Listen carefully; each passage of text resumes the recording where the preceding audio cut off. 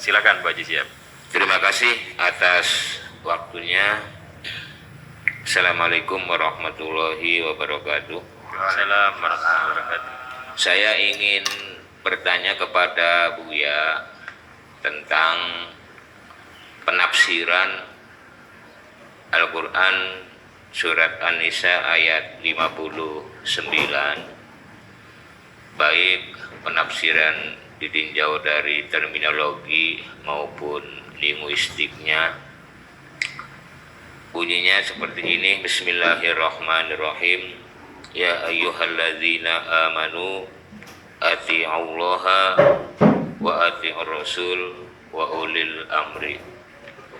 Di sini ada 3. Yang pertama ati'ullah, yang kedua wa ati'ur rasul, dan yang ketiga wa ulil amri. Mungkin itu saja pertanyaan dari saya, Bu ya. Semoga ini menjadi pencerahan bagi kita semua, dan terima kasih atas penjelasannya nanti. Akhirul kalam, wabillahi taufiq wal hidayah, wal afu minkum. Wassalamualaikum warahmatullahi wabarakatuh. Waalaikumsalam. Ini di luar tema ya? Iya. Nggak apa-apa lah, ya. Nggak apa-apa. Jadi gini, itu telinga kita sudah terlalu akrab ya dengan ayat itu tuh, karena kita seringkali mendengar diucapkan di atas mimbar oleh para mubaligh itu, ati Allah wa ati Rasul minkum wa in tanaza'tum farudduhu ila Allah dan sebagainya. Itu surat An-Nisa ayat berapa tadi itu? 59. Kalau kita melihat di kitab-kitab tafsir referensi besar ya, Maraji' al-Kubra seperti At-Tabari, seperti Ibnu Katsir dan lain sebagainya,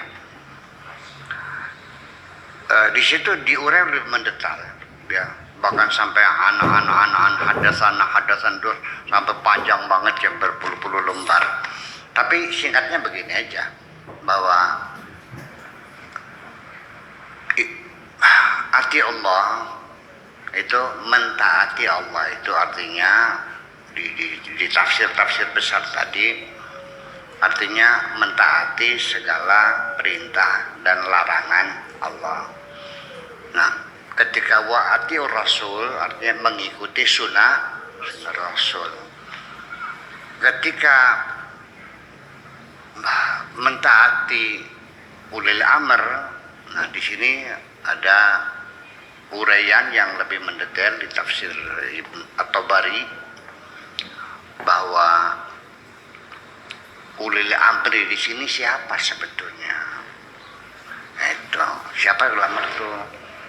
Ya, ada beberapa pendapat yang singkatnya saja, yaitu al-umara, pemimpin, presiden, raja, perdana menteri dan sebagainya, umara. Ya, termasuk gubernur, bupati, camat, kuwu dan sebagainya. Itu para umara, para pemimpin. Artinya pemimpin daerah, pemimpin pusat, dan pemimpin provinsi, itu umara. Juga ada yang berpendapat ulil amri itu artinya al-ulama. Ya. Ada lagi al-fuqaha. Beragam, banyak sekali itu semuanya. Tetapi juga ada catatan bahwa yang menjadi perintah, ada yang terik di tafsir itu, bahwa kenapa ati Allah ya ketika diatafkan dengan wawu itu diulang kata atiunya, ati Allah wa ati Rasul, padahal sifat wawu ataf itu kan menggabung dua kalimat yang mananya akan sejajar, namanya ma'tuf dan ma'tuf alaih. Jadi ati Allah wa Rasul, selesai kan, wa ulil amri minkum, sudah selesai. Jadi mentaati Allah, mentaati Rasul, dan mentaati pemimpin. Tapi kau kenapa di situ displit ya? Jadi ati Allah sendiri independen, wa ati Rasul, jadi seperti ada dua lembaga yang tidak terkonek. Jadi seolah-olah bahwa Allah berdiri sendiri, Rasul berdiri sendiri, karena kalimatnya dipisahkan. Nah, tetapi ketika wa ulil amri minkum itu tidak ada kata atiunya. Jadi artinya begini di dalam penafsiran itu ya, bahwa ati Allah mutlak, apapun yang datang dari Allah harus kita ikuti.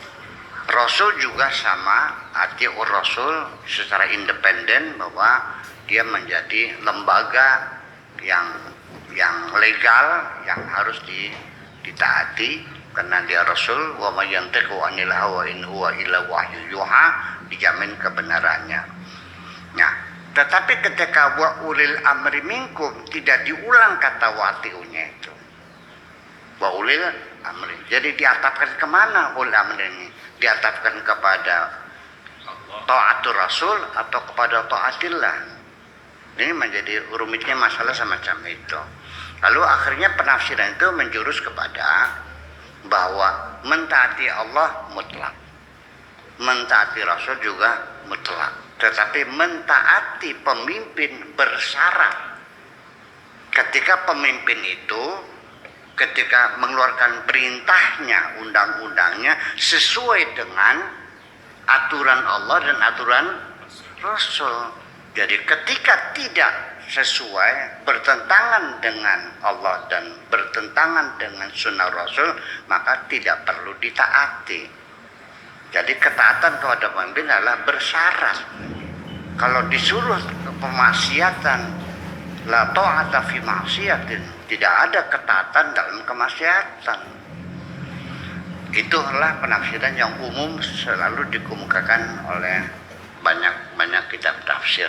Dan kita juga manggut-manggut aja kan, hebat ya gitu. Tetapi di sini ada satu muskil, satu problema yang besar, sehingga ketika mentaati pemimpin, mentaati pemerintah yang legal itu bersyarat, ini yang menjadi masalah berbahaya, sehingga mengendurkan, mementahkan ketaatan masyarakat terhadap pemerintah yang sah. Padahal pemerintah itu concern ya, dan siap dengan dana yang jumlahnya triliun membangun kedisiplinan nasional, ya kan, cinta tanah air, ketaatan masyarakat kepada pemerintahnya, mencintai tanah airnya, ya kan, dengan penataran, pelatihan pegawai negeri ASN yang biayanya sangat banyak sekali. Nah, ketika ketaatannya bersyarat kan menjadi mentah. Iya, secara teori iya, tapi yuk kita studi kasus. Pementahan ketika taat kepada pemerintah yang sah itu bersyarat. Iya, yaitu bahwa ketika tahun 74 kalau nggak salah diundangkannya undang-undang pernikahan, itu terjadilah demonstrasi penolakan undang-undang pernikahan ya, undang-undang pernikahan ya, atau perkawinan. Hah? Undang perkawinan, bukan pernikahan ya, undang-undang perkawinan gitu ya, tahun 2004 yang sekarang berlaku ini. Itu di demo besar-besaran di zaman Orde Baru dulu. Kenapa? Di situ undang-undang menyatakan bahwa ada batas usia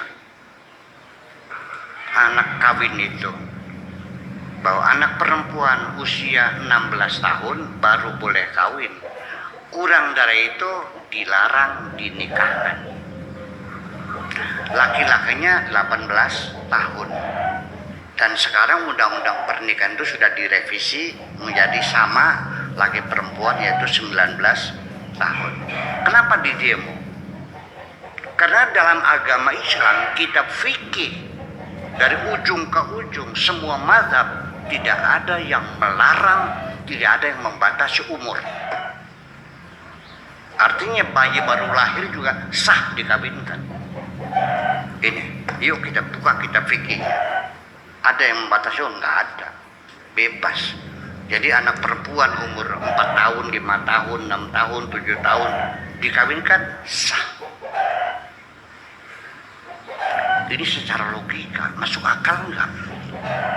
Anak 4 tahun, 5 tahun, 9 tahun dikawinkan blokir,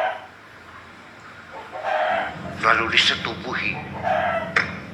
Ini kan sangat tidak manusiawi. Dengan tidak menyalahkan kebijakan ini. Nah, ketika Tuhan tidak melarang dan negara kita membuat undang-undang yang melarang, dalilnya wa man lam yahkum bima anzalallah fa ulaika humul kafirun, negara kafir. Itu yang terjadi. Iya kan? Ya kenapa? Wa man lam yahkum. Perhatikan ini. Bukan wa man yahkum, tapi wa man lam yahkum. Barang siapa yang tidak menghukumi bima anzalallah, dengan putusan Tuhan yang diturunkan, mereka kafir. Bukan menghukumi ya, tapi tidak melaksanakan hukum Tuhan. Tuhan tidak melarang, kamu yang melarang, kafir kan? Apa yang terjadi? Terjadi dualisme. Saya yang menghadapi setiap hari. Setiap hari saya menghadapinya. Ketika terjadi pernikahan, ya, nggak usah disebut nama naibnya lah. Saya melihat pengantin perempuan itu buah dadanya masih kecil, masih kempes, alisnya juga masih nyambung, pertanda dia masih anak-anak kan. Dugaan saya paling umurnya 14 tahun atau 15 lah gitu, dikawinkan. Saya bisikin Pak Naibnya, Pak Naib, engkau yakin pengantin itu umurnya sudah 16 tahun sebelum direvisi? Enggak, maksudnya. Kok dikawinkan? KTP-nya 16, ya udah. Terjadi kan? Gitu. Setelah kita telusuri, ternyata KTP-nya betul 16 tahun. Saya tanya Pak Lurahnya yang ngurusin KTP, kenapa kok keluarkan KTP palsu? Pembohongan usia. Pak Kiai, kalau saya tidak turuti, saya diserbu oleh masyarakat. Ini kasus studi kasuistik ya. Saya datangi orang tuanya. Ibu, bapak, kenapa anak masih usia bawa dikawinkan? Pak Kiai, ini sama pacarnya sudah kayak perangko lengket. Siapa yang bertanggung jawab kalau dia sampai hamil? Itu persoalannya. Nah, kenapa dia berani demikian? Karena ada fatwa dari para kiai bahwa tidak ada batas usia dalam pernikahan. Karena agama membolehkan. Jadi merasa tidak berdosa melawan undang-undang pemerintah, padahal mentaati undang-undang pemerintah yang disahkan oleh Badan Legislatif adalah syariat bagi kita. Mentahkan jadinya.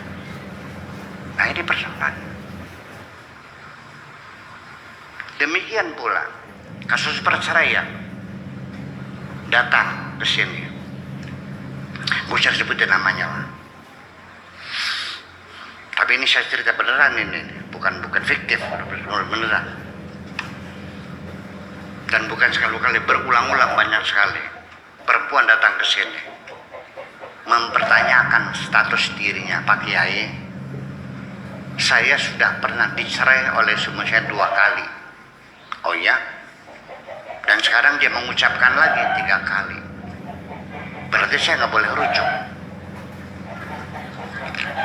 Saya nanya, perceraian yang pertama diproses di pengadilan nggak? Tidak, hanya dengan ucapan.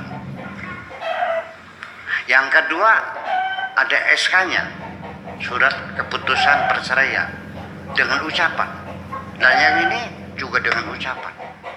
Tidak boleh rujuk. Dari mana dasarnya? Dari kiai ini, kiai ini, kiai ini. Putusan para kiainya mengatakan engkau sudah talak 3 dan tidak bisa rujuk. Mati aku. Jadi undang-undang yang ada tidak dipakai, ada dualisme. Yaitu karena apa? Taat pemerintah bersyarat, mentah jadinya. Nah ini perlu diselesaikan. Jadi tafsiran-tafsiran yang semacam itu tuh ya sudah tidak layak. Bukan Al-Quran ya, penafsirannya semacam itu sudah tidak layak lagi untuk dipakai. Karena akan mementahkan ketaatan masyarakat kepada pemerintahnya. Hak suami menceraikan istri dicabut demi keadilan oleh negeri kita, negara kita ini. Yaitu harus diproses di pengadilan. Sampai bertengkar dengan saya, Bu, ucapan cerai itu tidak sah. Sudah dicabut kewenangan mutlak suami menceraikan istri, asal ucap sah dicabut. Sudah harus diproses di pengadilan. Karena semacam itu penistaan terhadap perempuan. Perempuan juga manusia, perlu dilindungi. Enak aja cerai, terus dia keluar dengan anaknya ke rumahnya. Dari mana makan mereka? Siapa yang melindungi mereka? Gimana lagi ya? Nah ini kita mesti tahu semacam itu. Dan saya tidak menyalahkan para fuqaha pada zaman dulu. Kenapa perceraian tidak diangkat ke pengadilan? Ini urusan privasi seseorang. Karena para ulama zaman dulu melihat perceraian ini urusan pribadi, jangan diangkat ke pengadilan. Karena perceraian secara filosofinya bagi mereka adalah bukan penyelesaian, bukan hukuman, tapi adalah pendidikan di mana ada harapan untuk rujuk kembali. Kalau di pengadilan terbuka boroknya, tidak mungkin rujuk persoalannya. Betul? Ya, bercerai saja, tapi nggak usah diproses di pengadilan, dicantumkan sebabnya. Nah, dia sudah punya anak banyak. Lalu dalam pengadilan, kenapa Anda cerai-ceraian? Karena dia berselingkuh dengan lelaki yang lain. Ini buktinya. Anak-anaknya tahu dia berselingkuh. Apa tidak menimbulkan dendam anak pada bapaknya? Tolong sembunyikan itu. Itu filsafat dulu. Nggak salah kan? Iya, tapi sekarang kan sisi lain negara buat undang-undang untuk melindungi nasib perempuan. Akhirnya apa? Tetap kekeh, ya sudah. Kalau nggak percaya silakan datang ke pengadilan agama di Cirebon. Tolong tanyakan pada mereka, cerai dengan ucapan sah nggak? Ya sudah tidak sah. Tapi di kitabnya nggak ada urusan dengan kitab ini, undang-undang kok. Nah, kalau begitu gimana? Dualisme. Jadi akhirnya tetap saja mengawinkan anak di bawah umur secara diam, karena dianggapnya tidak berdosa. Betul enggak? Betul enggak? Karena bersyarat sih, karena tidak sesuai dengan hukum fikihnya, hukum ini persoalan dan lain sebagainya. Nah, akhirnya terjadilah ketidaktaatan rakyat kepada pemerintahnya terhadap undang-undang yang sudah disahkan. Tetap saja, ya karena apa? Ya karena tidak ada larangan dalam fikihnya. Di dalam kitab fikih ada nggak larangan mengekspor burung cendrawasih? Ya udah, berarti tidak dosa. Yang penting jangan ketangguhan negara. Sih, masa begitu bernegara tuh? Itu persoalannya. Jadi ya persoalannya kan ketika pemerintah tidak perintah terhadap kemaksiatan, saya kira nggak mungkin negara menyuruh kita mencuri kok. Tidak mungkin negara memaksa kita berzina. Hai? Masa negara melarang kita berpuasa? Yaitu melanggar hak asasi manusia namanya. Iya dong. Ini kan civil society, kita negara modern. Tidak mungkin presiden kita Bapak Jokowi menyuruh rakyatnya tanpa payung hukum dan undang-undang yang sah. undang-undang itu kan dibuat oleh badan legislatif, oleh DPR, disahkan, ditandatangani presiden, diundangkan. Nah, kalau persoalan dia memerintah orang suruh tidak apa, urusan pribadi itu mah. Jadi ulil amri itu bukan pribadi orangnya, tapi lembaga penguasa. Nah ini, jadi perlu kita tinjau kembali penafsiran di kitab At-Tabari, kitab Ibnu Katsir dan sebagainya itu. Apakah mungkin penafsiran semacam itu kita terapkan di negeri ini? Nggak bisa dong. Apa kulit tepekin mah? Iya, yang mentah persoalannya, repot negaranya kita begitu. Iya, jadi yang penting gini, ketika negara itu tidak mengharamkan, nggak ada masalah. Ya, ini negara tidak berhak mengharamkan.